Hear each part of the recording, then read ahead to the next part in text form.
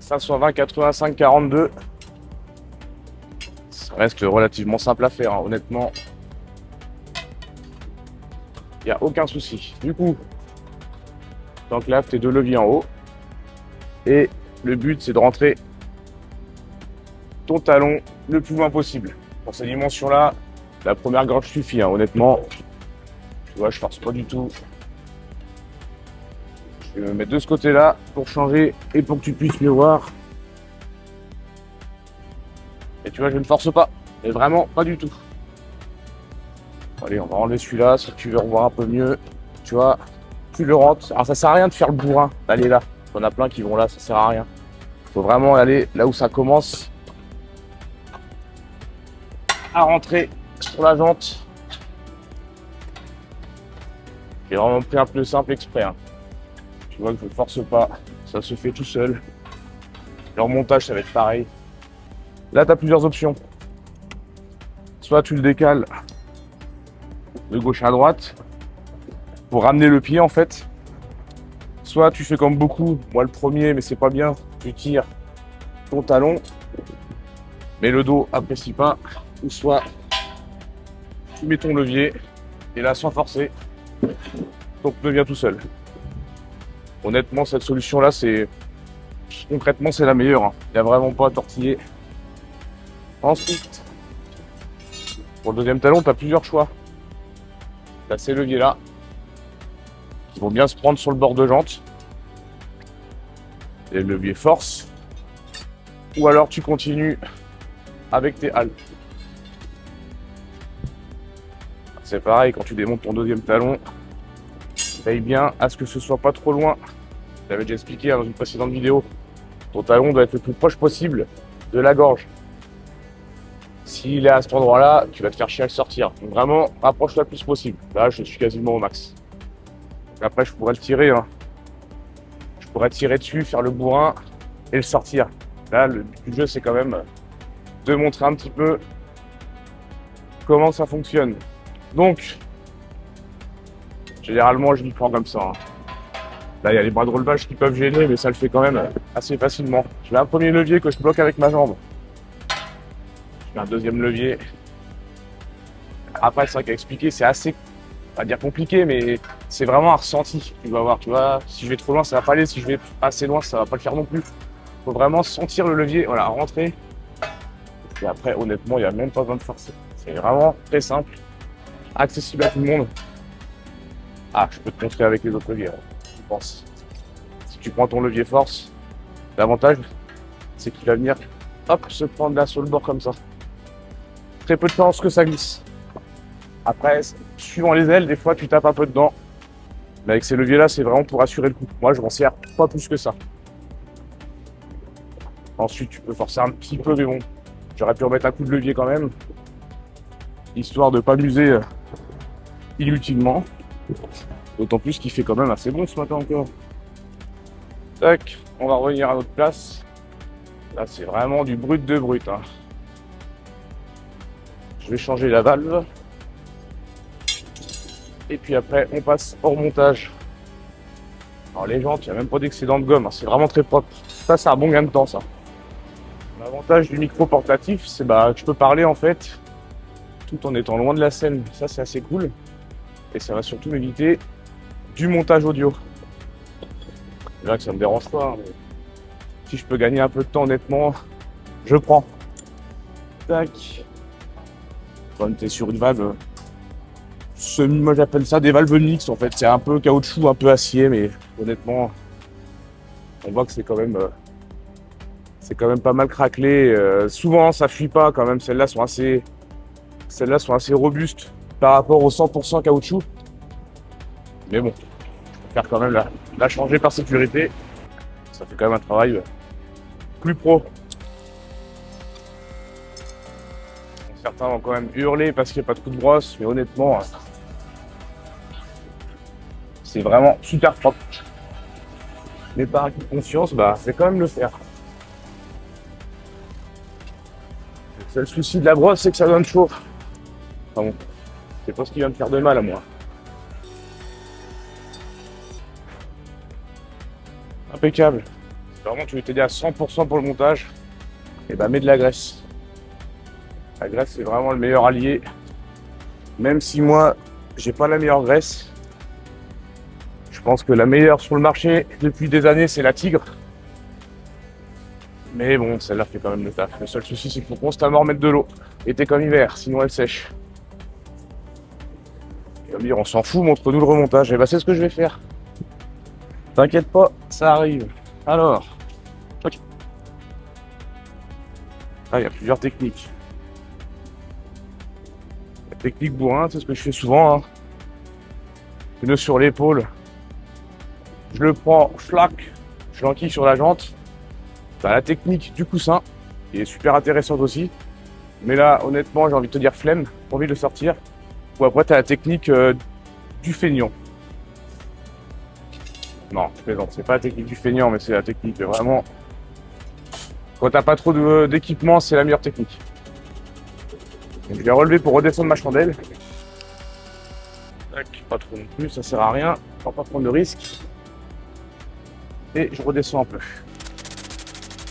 Le prix est vraiment top, mais il descend un peu violemment quand même. Mais il reste quand même super. Tac. Je suis posé. Normalement, si les calculs sont pas trop mauvais, je vais juste avoir à pousser le pneu. Voilà. Pour l'instant, je vais vraiment absolument pas forcer. Hein. Maintenant, il faut remonter. Concrètement, là, au fur et à mesure que je lève, je pourrais forcer un peu sur le crampon qui rentrera vraiment tout seul. Mais là, je pense même qu'il peut rentrer sans rien faire.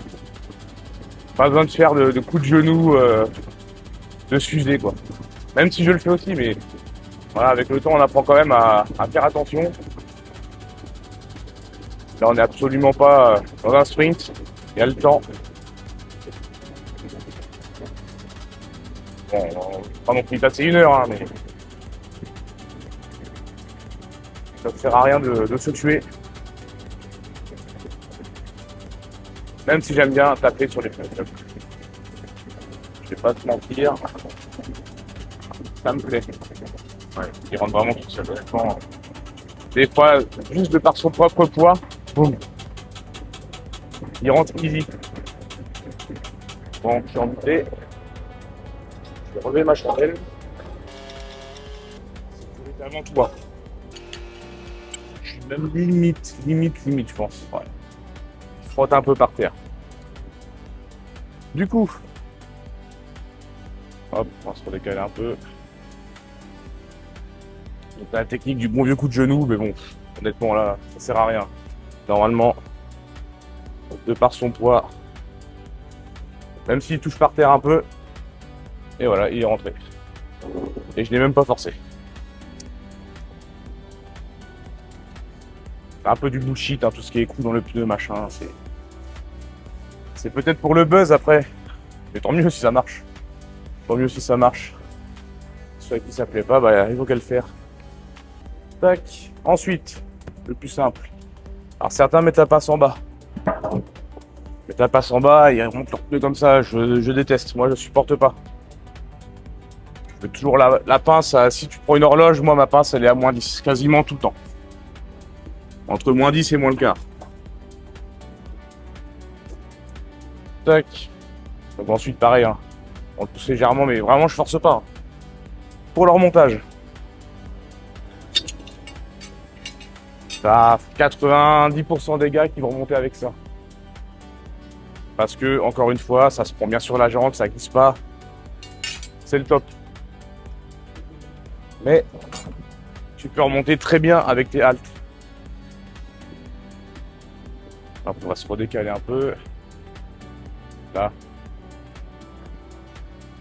Alors ça, c'était mon pied. Forcément, quand tu choses du 48, pas facile à manier.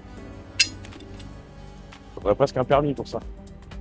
Donc tu peux remonter ça avec les haltes. Je vais te montrer que c'est possible. De toute manière, deux fers plats, tout technicien industriel avec deux fers plats, il va te remonter un pneu. Tac. Et là, ça va vraiment tout seul. L'idéal, c'est de faire en fait l'inverse du démontage. C'est d'après rentrer ton talon dans les gorges. Même si là, la première devrait suffire amplement. Tac. Donc là, tu peux prendre la masse pour taper là, ou la décolleuse, ou ce que tu veux. Moi, souvent, je prends les leviers. C'est pas forcément l'idéal, hein, parce que ça crée quand même un choc sur le pneu. On va pas dire que ça peut lui mettre un traumatisme, mais bon, faut faire attention. Hop, petit coup de genou, parce que là, tu peux le mettre, honnêtement, il n'y a même pas besoin de forcer. Tac.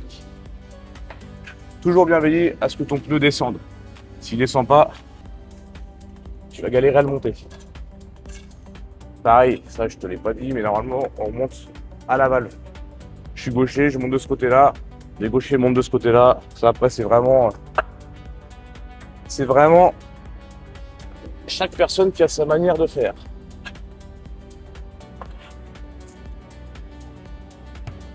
Tac.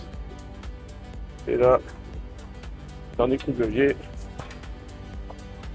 Et je n'aurais même pas forcé.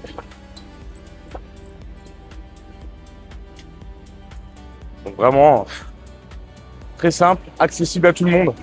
Il n'y a pas besoin d'être une armoire à glace pour faire du pneu. Il n'y a pas besoin d'être emmanché. Il y a juste à avoir un peu de technique, à respecter tout ce qui est sécurité. Hein. Ça, c'est vraiment le plus important. Bon, le pneu me semble pas trop mal placé. On va procéder au gonflage. Bon, en tout cas, si ce format de vidéo un peu tuto te plaît, hein, n'hésite pas à t'abonner. Tout le blabla habituel. Hein. Like, abonne-toi, partage, commente. C'est vrai que ça aide pas mal à la diffusion et du coup à la monétisation, hein, je vais pas te mentir. C'est pas le but. Donc là, théoriquement, je devrais mettre le casque parce que ça peut faire un peu de bruit, même si normalement le pneu devrait prendre tout de suite. Voilà. Donc honnêtement, c'est supportable, largement. Donc là, quand tu gonfles, tu surveilles bien que ton pneu se déjante pas ici. Parce que là, tu verras, il se placera jamais, parce qu'il va déjanter de là. Et là, hop, le pneu il sort. Donc c'est pas le but du tout. Tu fais exter-inter. Hein. Là, j'ai pas eu de soucis particuliers sur le premier, donc normalement sur le deuxième ça passe. Mais tu as certaines jantes qui ont vraiment tellement de creux que bah, ton pneu se centre mal, ou même des fois sur des vieux pneus. Des vieux pneus diagonaux, ça se place pas hyper bien, et il faut vraiment surveiller ça.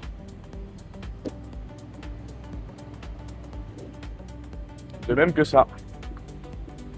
Alors si ça bouge pas avec la pression, je vais te montrer ce qu'il faut faire, mais là je pense que ça a l'air de venir. Ouais, j'allais ramener le téléphone, mais c'est bon. En gros, tu as toujours des lignes au niveau des talons et il faut bien vérifier que ce soit parfaitement placé, sinon des petits coups de marteau. Des petits coups de marteau et ton pneu va se centrer tout seul. Bon bah voilà. Même en prenant vraiment son temps, ça va assez vite. Hein. Honnêtement, un truc comme ça bien fâché je sais pas moi, même pas 3 minutes, c'est sauté.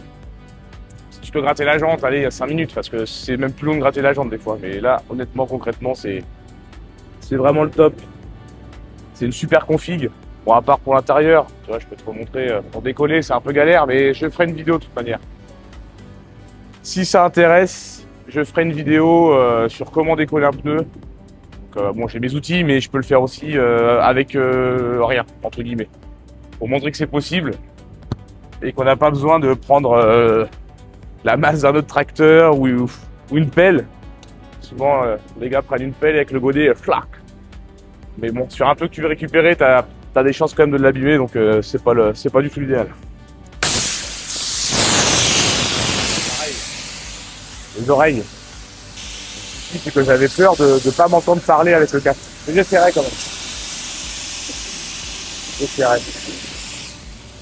Je vais t'épargner le rangement du matériel et puis bah écoute, si ce format te plaît, bah fais-le-moi savoir en commentaire et puis je referai d'autres vidéos peut-être un peu plus intéressantes quand même qu'un montage de pneus. Il y a quand même un truc que je peux te montrer qu'il faut faire à chaque fois que tu montes un pneu, que ce soit un pneu neuf, un pneu d'occasion, une chambre, une valve tubeless, ça on s'en fout. C'est ça. C'est la valve. Toujours l'asperger avec du produit afin de voir qu'il n'y ait pas de fuite. Comme je t'ai expliqué dans une précédente vidéo, au niveau du joint torique, ça peut arriver. Ça peut arriver même très souvent. Certaines séries de valves étaient un peu nazes.